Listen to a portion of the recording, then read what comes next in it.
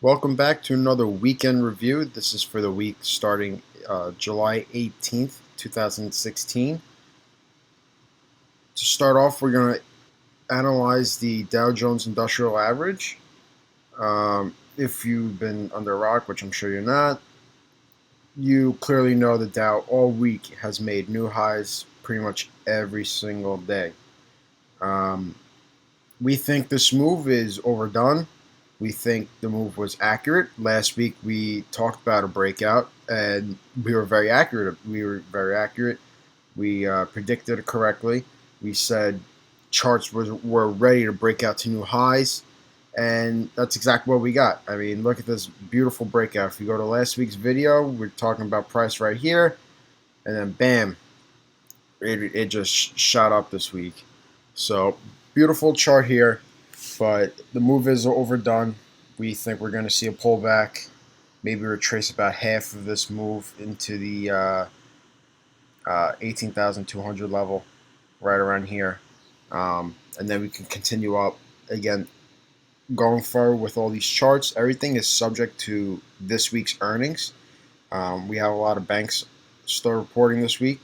We have Goldman Sachs reporting on Tuesday, Bank of America on Monday, which is tomorrow. Those are some to be very aware of. Moving forward to the Nasdaq, this chart we talked about last week. Also, we weren't very pleased with it. We weren't happy with how it was looking. It did break out, but compared to, let's pull up the Dow Jones again. Remember this little pattern, how it's a breakout, one green day, and then we have 4 red days.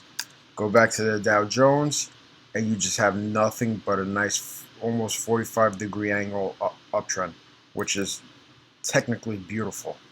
And they're all solid green days, which is also some very important to note. So the Nasdaq is obviously showing weakness. Tech has been talked about all year, lagging the market. We agree with that sentiment, and you'll see the Nasdaq probably roll over the hardest. Like we said last week, it'll roll over the hardest. It'll lag the hardest.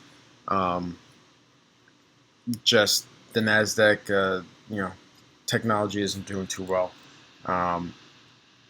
Notable earnings for that on Monday. Tomorrow you will have Netflix earnings. We'll pull up that chart quickly, and it's been trading sideways this the past few months. There's been conflicting stories about their business. They've been raising prices. How's their subscriber growth?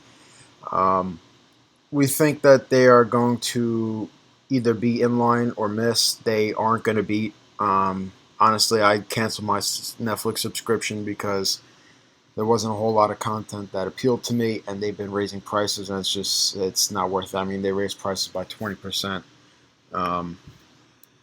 and that obviously is going to annoy consumers.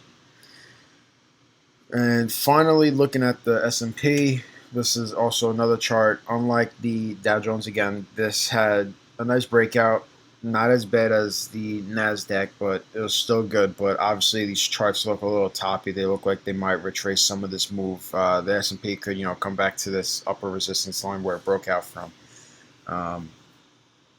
That's something to note. The markets definitely need to pull back a little bit. They are definitely overbought, way overbought, and overextended. We did not expect to see such a crazy breakout. We thought we were going to get a breakout, but not to the extent that we saw last week.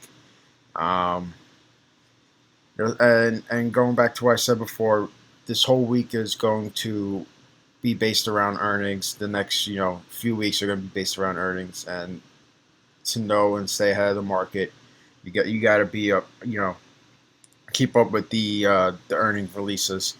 And if that is something you want to do, we have morning briefing now. Check our website out or subscribe to our newsletter, and we'll email you that every morning. It's been another weekend recap. Follow us on Twitter, where we give out free trades all the time. And have a good day.